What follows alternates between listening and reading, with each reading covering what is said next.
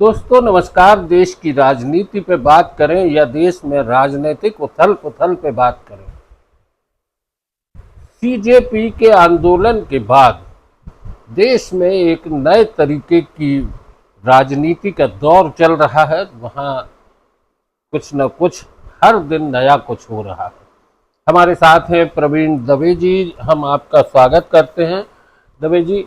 और जैसा कि आप सभी को मालूम है, एक बार और इसके पहले ज्योतिष पे से जब चर्चा हुई थी देश के राजनीतिक भविष्य पे, तो दवे जी ने कहा था कि बहुत कुछ उलटफेर होगा, कुछ नेताओं के इस्तीफे होंगे और देश में राजनीतिक उथल पुथल बनी रहेगी।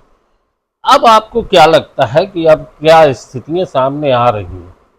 कि इसके दो पहलू हैं। एक पहलू तो सबको दिख रहा है और ज्योतिष के अंदर हम पहलू देखते हैं तो इस समय भारत की जो कुंडली है वृषभ लग्न की, उसमें वृषभ लग्न में राहु की महादशा चल रही है। उसमें बुध की अंतरदशा है।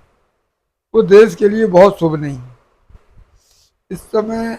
आप समझ लीजिएगा कि और साथ साथ अभी सूर्य ग्रहण भी पड़ रहा है आज ही 12 तारीख को। वो देश के लिए बहुत घातक है। जब भी सूर्य ग्रहण कर्क राशि में पड़ता है और कर्क राशि भारत की कुंडली में तीसरे भाव में है और मुंठा कुंडली में लग्न में है, तो राजा को पदच्युत होने का खतरा बना देती है सूर्य, क्योंकि सूर्य माने राजा। तो राजा पे लग जाएगा ग्रहण। जब राजा पे ग्रहण लगता है तो राजा की सत्ता को खतरा पैदा कर देता है और खतरा ऐसा पैदा करता है कि राजा मुंह चुरा के भागता है। राजा जनता को फेस नहीं कर सकता है, राजा अपनी बात नहीं कह सकता है। माने वो स्थिति में उसको सूर्य ग्रहण जो है वो ले आता है। देश में राजशाही तो रही नहीं, लेकिन लोकशाही में राजा प्रधानमंत्री होता है। तो क्या माने कि मोदी जी के को लेके कहीं ना कहीं उठापटक शुरू हो जाएगी? नहीं, देखिए, राजा का अर्थ है जो देश को शासन चलाए, और देश का शासन अभी जो भी चला रहे हैं तो एक प्रधानमंत्री जी चला रहे हैं और दूसरा लोग कहते हैं कि अमित शाह चला रहे हैं। अब ये स्थिति बनी क्यों? आप देखो, अगर ऐसी स्थिति नहीं होती, जब राहु में बुध नहीं आता, बुध भारत की कुंडली में मार्केश है, बुध वाणी का लॉर्ड है और मार्केश है और अस्त है।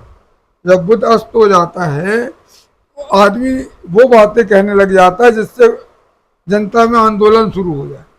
अब उनने कह दिया कि युवा लड़के जो हैं वो गाड़ी बक रहे हैं, देशद्रोही हैं, तो उनने उस आंदोलन को वहां तक खींच के ले गए अपने अहंकार में, और शब्दावली हर नेता गलत करने लगा। वो वाणी दोष हो गया।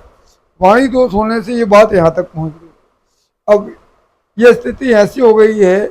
और जो मंगल है वो भी मार्केस का है इस समय। तो मंगल जब मार्केस में होता है तो सेनापति, मंगल माने सेनापति, तो सेनापति अभी कौन है? अमित शाह है।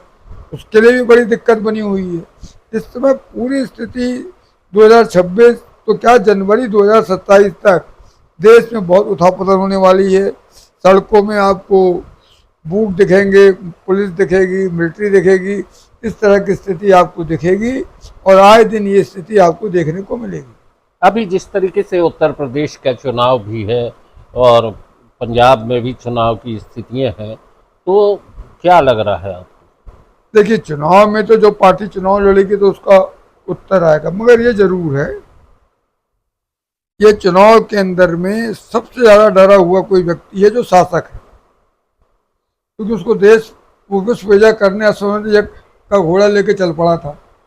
जो राज्य में वो नहीं थे वहां भी राजाओं को जबरदस्ती मेरी शरण में आ जाओ, नहीं तो तुमको नस्तोमन नाबूद कर देंगे। ये जो गलत फहमी पैदा हो गई राजाओं में, तो वहां जाके अश्वमेध का यज्ञ का घोड़ा पकड़ लिया ये युवा लोगों ने उनके। अब वो घोड़ा इतना मजबूत है, उसकी लगाम कब इनसे संभल नहीं गई। और इस देश के अंदर में बहुत बड़ा युवा आंदोलन अभी होने वाला। अभी तो आप शुरुआत है और आप देखिएगा कि युवा लोग जो हैं जिस तरह के मीम्स बना रहे हैं और नारे दे रहे हैं। जो अभी एक नया गीत बना है, 15 अगस्त को लॉन्च करने वाले हैं आज़ादी का, वो गीत इतना लोकप्रिय होगा कि पता लगा कि जो ओरिजिनल वंदे मातरम है उससे ज्यादा लोग उसको देख रहे हैं। तो दोस्तों, ये इस तरीके से ज्योतिष के आकलन पे हमने बात की, और निश्चित तौर पर देश में राजनीतिक उठापटक शुरू हो चुकी है और युवाओं के आंदोलन खड़े हो रहे हैं। युवा अपनी शक्ति के साथ सरकार से न सिर्फ सवाल कर रहा है, बल्कि अपने अधिकारों के लिए वो खड़ा होके बात करने का साहस भी कर रहा है। तो इस तरीके से देखा जाए तो दवे जी ने जो बताया है, जिस तरीके के आकलन बताए हैं, उससे तो ये संकेत मिल रहे हैं कि देश में बहुत कुछ राजनीतिक उठापटक अभी बाकी है और जनवरी 2027 तक न जाने किस तरीके की स्थितियां निर्मित हों। बहरहाल आज की चर्चा यहीं तक। दवे जी बहुत बहुत धन्यवाद।